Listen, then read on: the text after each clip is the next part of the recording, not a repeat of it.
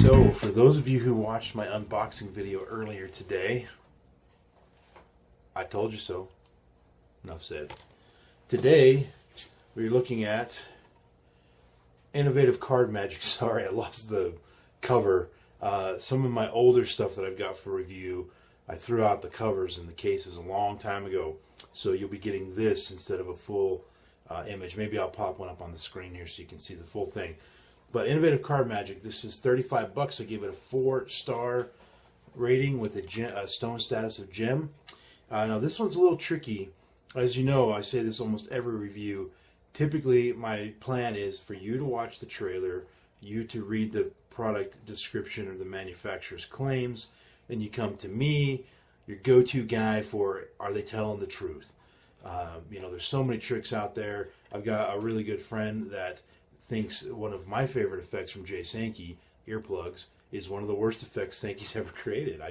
We just don't see eye to eye on that. And so it's hard for me to try to convince you that you're going to like this trick or that trick, because everybody's got their personal decisions and personal preferences for their routines and their styles.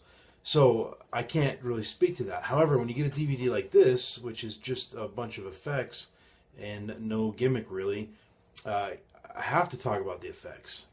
And I have to tell you how I feel about them, because otherwise what am I going to talk about? I could talk about that the DVD wasn't very well lit and that the menu was a pain in the butt. Those are both true statements for this particular product.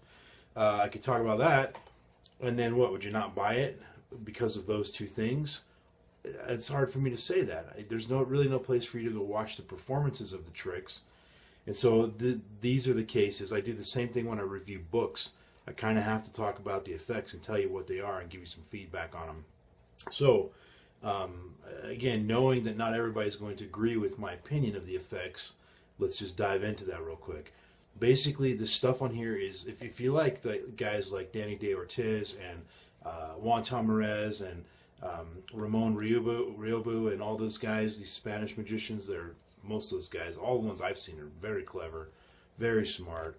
They're kind of hard to watch. They're like spastic and all over the place.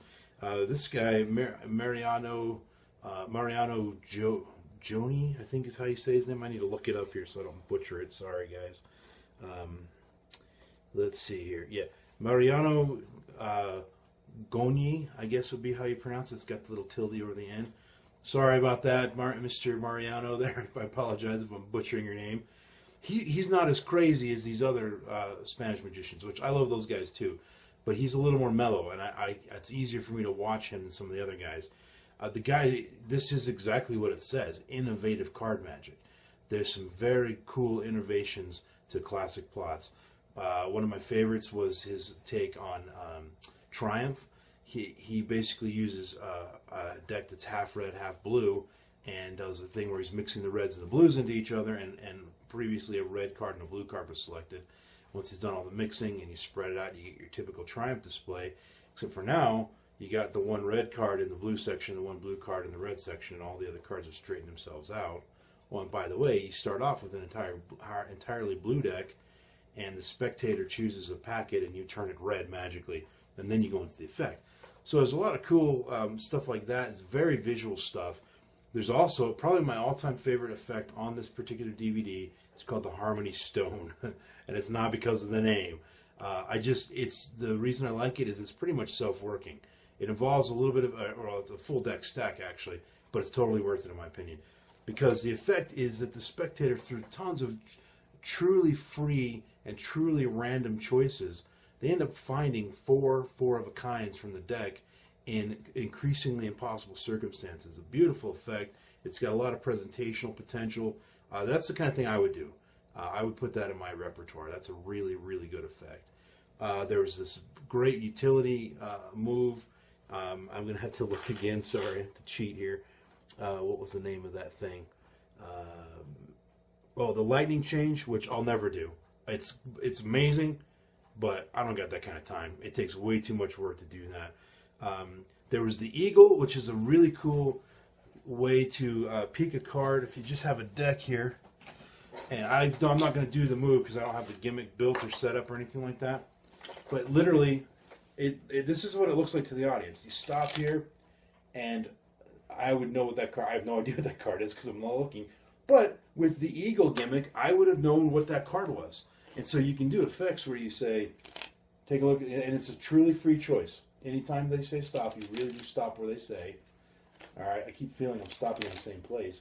But wherever they say stop, you'd show that card and you put it back, immediately hand out the deck to be shuffled, and you know what their card is. And you can use that for whatever routine or effect you're going to be doing. And you get the little thing you need to make that gimmick, and it's a pretty simple gimmick to make. And it's very, very, very, very powerful. Anyway, his take on Al Leach's awesome effect, the Chicago opener, or Red Hot Mama, actually is what Al Leach called it. Excellent take on that.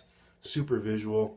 There's another one where the dribble the cards thing I was just showing you. While you do that, a selected card flies out of the deck into your left hand. And that's actually on the trailer. You can watch that. It takes a little bit of, we'll call it, we won't call it a setup. We'll call it a hookup, if you know what I mean. Obligatory air quotes. It does take a little bit of a hookup, but it's a one that many people use. It's not a complicated one. It's a pretty simple one. And if you're into using that particular type of gimmick, if you know what I mean, you'll add this right to your repertoire. It looks amazing. There's a ton of other great stuff on here. There was nothing on there that I didn't really like. There's a lot of stuff I wouldn't do because I don't want to put it. I just don't want to put it in the time. This guy's got some pretty serious knuckle busters in there that you may not do because you won't put in the time. And that's what it comes down to. But there's nothing on there that I thought was a bad trick or a bad effect. There's some great material on there. There's only 5 tricks and then there's 6 utility moves. And those moves, you will use them somewhere. They're very applicable to many different things. So, bottom line, I really like this DVD. I really liked a lot of the material. And one I'm seriously considering adding to my repertoire, which is the Harmony Stone. And it actually uses little stones as part of the presentation. And so that, for me, being my last name being Stone, that fits right into my persona, and I could use that in my presentation, my pattern, the little stones. So, little stones, that's what my kids are called. Yep, my wife passed 5 stones. Anyway, sorry about that, guys. Anywho, enough of that. Let's move on to the random iTunes song of the moment today. Oh, I have my iTunes gone for a minute. There we go. Skillet. I don't know if you guys know Skillet. They're a good band. This one's called Forgiven. It's off their album called Awake. Got some pretty good heavy guitar riffs. You know what cracks me up about this band? They're a great band. They used to suck. Like their old stuff, not a fan of it at all. Their new stuff, though, man, it rocks. They got a new album out recently called Rise. Man, that's a great album. They're listed as Christian rock. I'm not sure exactly why that is, but that's, if you're looking for them, that's where you'll find them. I don't know that any of their songs really promote a Christian. They're not against it, obviously, but they don't really seem to. Stryper, that's a Christian band, right? They sing about Jesus. They sing, that's what they sing about. Skillet doesn't do that so much that I know of. Maybe their older stuff did. But anyway, if you're into some good hard rock and awesome music, check out Skillet. I'll put the link down below in the description. Speaking of down below in the description, read the full review. The link is there. It'll take you over to magicreview.com. Read it all, and I'll see you guys. I guess it'll be the next review. Isn't it always the next review that I see you on? Take care, guys, and thanks for watching. Later.